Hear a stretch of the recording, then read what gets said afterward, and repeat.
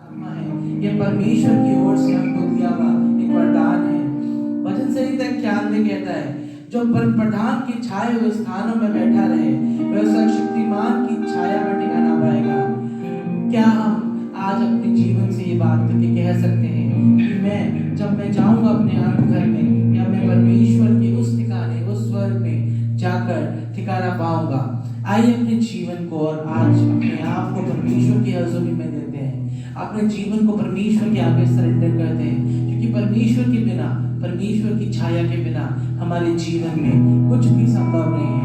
हो सकता है शैतान के हमारे जीवन में बहुत सारी प्रॉब्लम्स लाए, लेकिन वचन कहता है कि जब सही समय आएगा तो आपके जीवन के अंदर आशीषों के झरोखे खुल जाएंगे।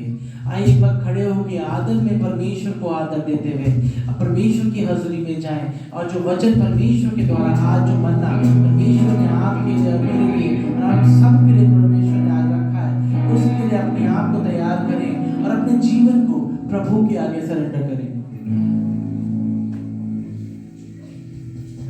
हमें वो दूरी कितनी गहरी, कितना बढ़ावा वो फासला, मायूस होकर स्वर्गीयों देखा, निराशा में तेरा नाम लिया।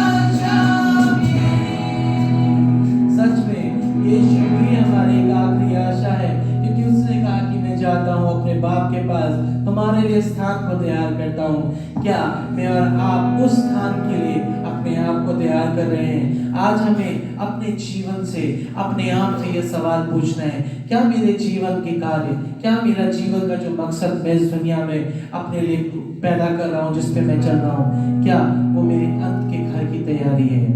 हमें रोज, हर संडे, हर वक्त वचन के द्वारा परमेश्वर हमसे बात करता है, लेकिन क्या हमारी आत्मा, हमारा हृदय उस वचन को अपने अंदर अंकुरित करने के लिए उतना उपजाऊ है? क्या हमने अपने आप को, अपने जीवन को प्रभु की हजूरी में इतने हलीमियत के साथ उसके वचनों पे चलने के लिए तैयार किया है कि जब अंत का समय आएगा, जब तो अंत की तुरी बजेगी, जब हम बहुत सारे हम में से उठाए जाएंगे, क्या मैं और आप उस बुलाहट में जाने पाएंगे? क्योंकि हमें, हमारे जीवन को, हमारे और प्रभु के अलावा शायद कोई नहीं जानता। अपने आप से बात करें, प्रभु की हजूरी में अपने आप को रखें और प्रभु से कहें कि प्रभु, मेरे जीवन में जो कुछ है वो तेरी ओर से है, जो होगा वो तेरी ओर से है, क्योंकि हम यहाँ सिर्फ और सिर्फ तेरी स्तुति करने आए हैं, क्योंकि तूने हमें अपनी स्तुति और अपनी आराधना के लिए यहाँ भेजा है और अपने मकसद, अपने वचन पे चलने के लिए भेजा, अपनी आज्ञाओं को पूरी करने के लिए भेजा है। आइए प्रभु की हजूरी में जाएं और इस गाने को एक साथ गाएं। जिनको नहीं भी आता वो एक बार परमेश्वर की हजूरी में आंखें बंद करके एक बार अपने जीवन को, इस गाने को, एक एक शब्द को अपने जीवन में उंडेरने की कोशिश करें।